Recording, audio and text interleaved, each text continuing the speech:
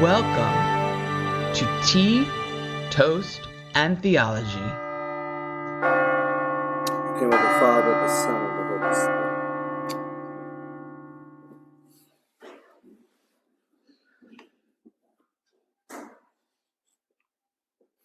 A day like this, it's hard to preach because there are some really wonderful passages, right? You have the one that you often hear, especially at the 10 o'clock service, because I use the whole thing. I just don't say, the peace of God be with you. No, I go into the background, the context of why the peace of God will be with you and what are the prerequisites for that peace of God. And so that's one area. We'll come back to that. But today there are two very interesting ones. One from the Gospel of Matthew, which is, it's that passage which I think a lot of us, including myself, most of the times just gloss over. Because if it is a parable, and it is, because we are told it is a parable, right? Which means that the characters in this story are supposed to relate to us some other story. That's what a parable is, right? Right? The characters and the story is actually something else that is being told with different characters in a different setting, right? So people are supposed to connect the dots themselves, right? And that is the fun of parables. That nobody, it's like my preaching, it makes no sense, right? Right? Till you actually are able to connect the dots, right? And if you connect the dots, then you may have this aha moment. What's going on? Okay. So that's what parables are like, right? And so Jesus loved to talk in parables. And he would tell these stories for people to connect the dots themselves. By the way, I believe that's Christian faith. You know why? Because I don't believe Christian faith is about telling people what to do, like this. I don't believe Jesus never did that, right? Christian faith is about people figuring it out and making a decision on their own, a personal choice to do the right thing. Because if it is enforced, guess what? It's not us really doing it, right? You're doing it out of fear or obligation or whatever, but it's not really our conscious choice. So Jesus never forced anything, and neither should we. So we have to learn to really engage with it. That's where the word comes from, right? You have to engage with it and connect the dots yourself. So that's why he's talking about it. And so if that's true, then who is the king in this story?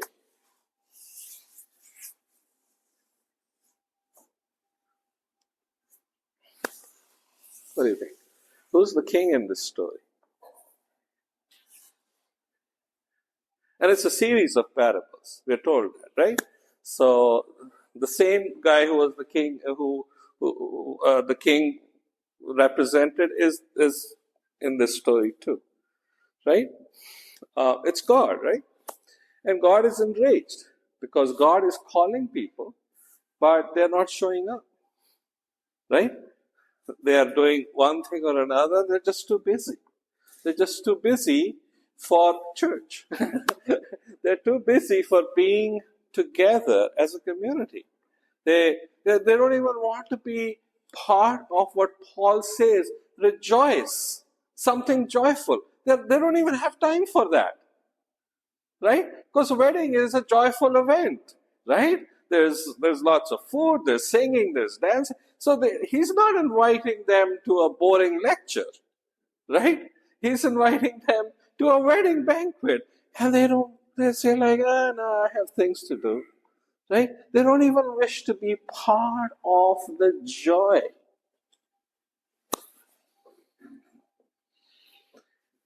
And not only do they not wish to be part of the joy, in fact, they mistreat the people who are the bearers of that invitation. And this is the part that I have often glossed over as to what the king actually does. Right? That is the part that I have often completely lost. What did the king do? He actually treats them really harshly. Right? And that's how the last words that we heard from this gospel make a lot of sense. He says, throw them into where there is weeping and gnashing of teeth. That's harsh. That's eternal. Right? And here's the fun part. This is from the New Testament. People always say all these things happen in the Old Testament, which is where there's this angry God, right? This is the New Testament. This is Jesus, the teddy bear talking. Right? And I love this because in contrast, we have the Old Testament passage where the God changes his mind and doesn't do exactly what Jesus is saying the king does. Right? So what happens to this idea of ours that somehow Old Testament so full of this wrathful God, and it's the same God. The concept is the same. And that is why I often take the approach of connecting the dots between the old and the new. Because the church has done an awful job of presenting to us this idea that somehow the New Testament presents a better God to us than the Old Testament. Which is so not true. It is the same God. Right? And the same God who is full of mercy. So, now let's go to that Old Testament. There's one always missed in that story. And that's the dialogue that happens about who is responsible.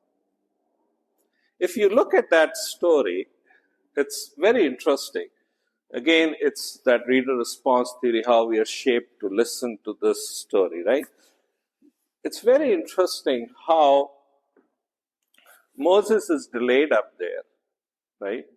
And then Aaron is here, and we'll talk a little about what happens there. But what are the people doing? They build these molten images of, and then they say, well, these are the gods that brought us out. Okay? And it's the people who are saying it. Aaron doesn't say it, it's the people. Aaron actually facilitates all that, but it's the people who are saying that. Now this is very interesting. So these are the gods who brought us out. When God is talking to Moses, God says, hey, these people that you brought out of the land, right? And when Moses talks to God, Moses says, the people you brought out of the land.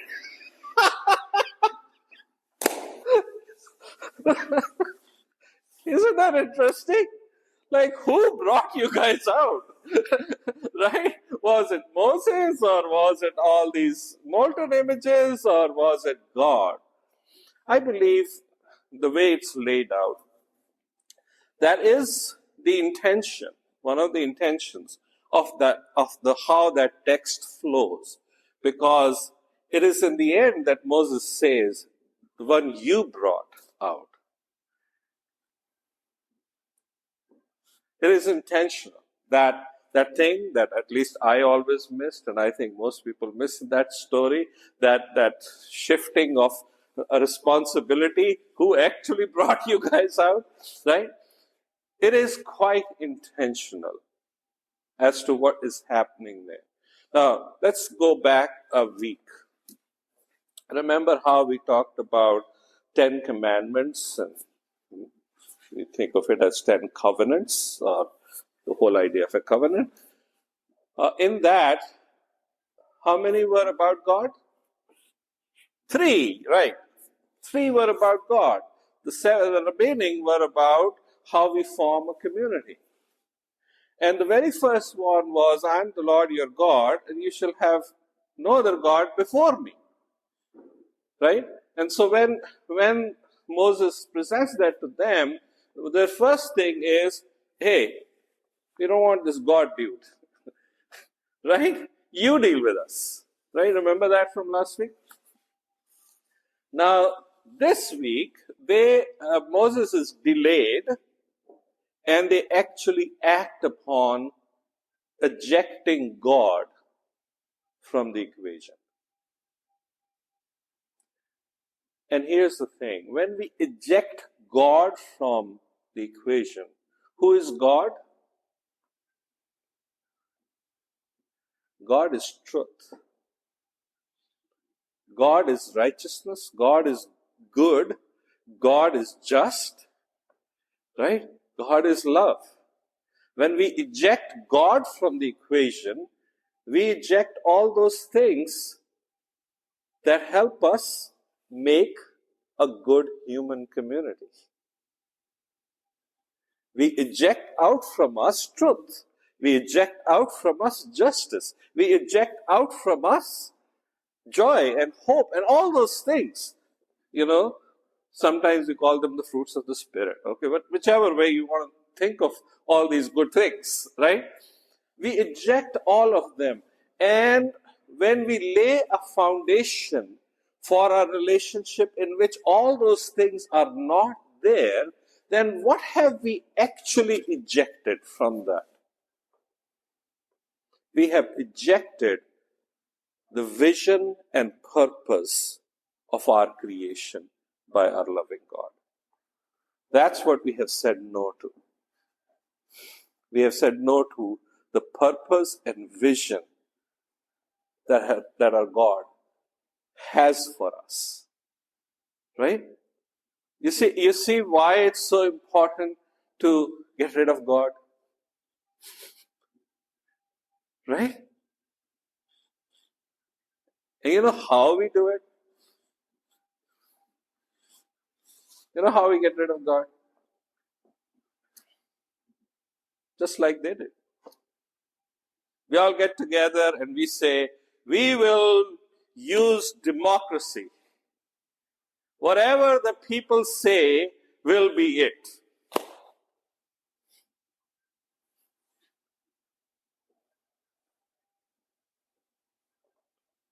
That is how we eject God.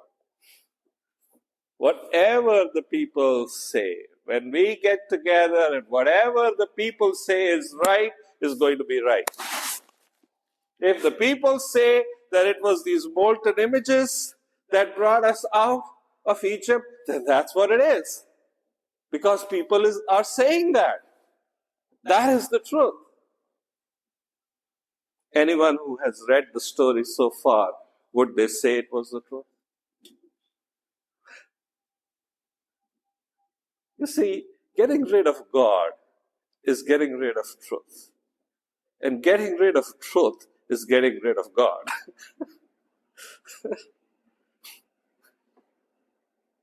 That's how it's done. The majority of the people are saying this, therefore it is true. Now, it sends our whole concept. And this is why we don't necessarily like the Old Testament. We shouldn't like the New either because of that. But it sends the whole concept of, like, what are we as a church then? Let me tell you, as a priest, one of the things I'm supposed to be doing is to be a participant in the councils of the church.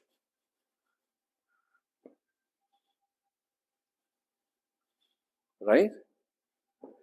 And all along, the church has made decisions as councils. These creeds that you have, the canons that the number of books you have in your Bible, everything that you practice today has been through councils. we come together and we make decisions.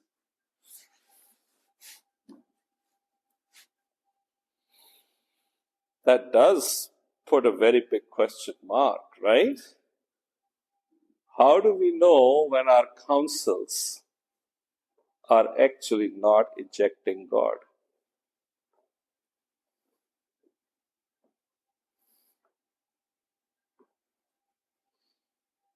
The church has struggled with that question for a very, very long time. If you were a Roman Catholic theologian, you would go into this long, long explanation about how we know that God is in it. And you know how the church decided that we can find out how God is in it? It's a very interesting way. It doesn't work, I think, but it's a very interesting way. It is what I call the Gamaliel principle. You all know who Gamaliel was, right? He was one of the teachers of Paul, right? And when all these disciples were having a problem and they were being called by the authorities in Jerusalem, and all the big dudes there are saying, okay, we should punish these people. It is Gamaliel who stood up and said, look, if these people, what they are doing is of God, then you don't want to get in odds with God. But if they are not of God, let them do whatever they are doing, and if it was not of God, it will just not work. You don't have to lift a finger. Right? And the church took that idea and said, well, let's sit on everything for a long time. Because if it is supposed to be, it will stand the test of time. And if it is not supposed to be, it won't stand the test of time. Now here's the problem. Just if you thought that we resolved that issue, here's the problem. What if Paul is right? And evil is ingrained into our flesh. Right? And whatever we do, over a period of time it even gets worse. Time then cannot tell us whether it was right with God or not. So then, let me bring you back to the gospel. Why did the king have a problem with people who were not dressed properly? Because that does seem harsh, right? Here's a king who invited everybody and they didn't come. And then he said, okay, cancel all those invitations. Let's send out new invitations to another different group of people. And they showed up.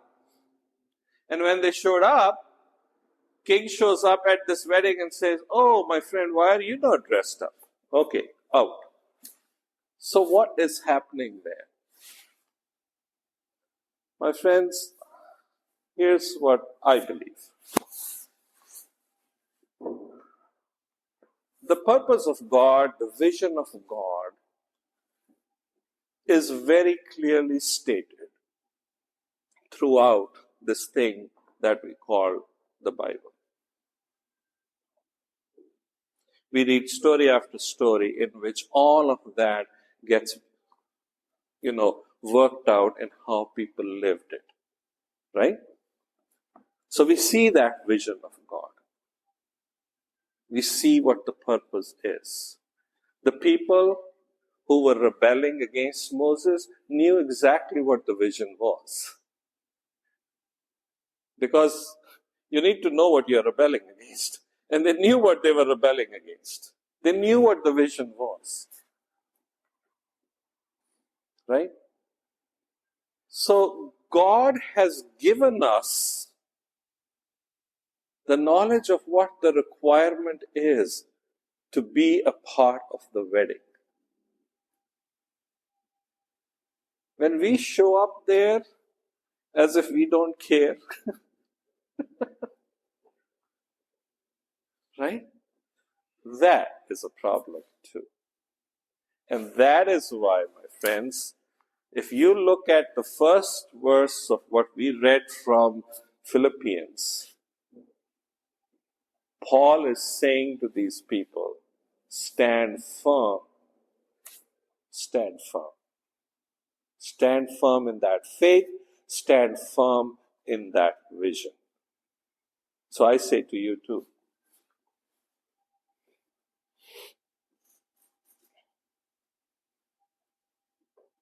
stand firm in the vision of God.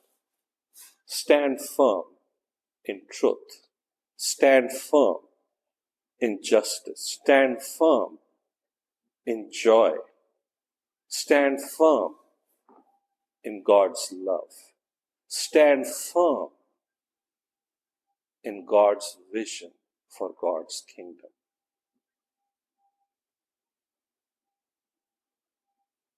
We are all called, but let's all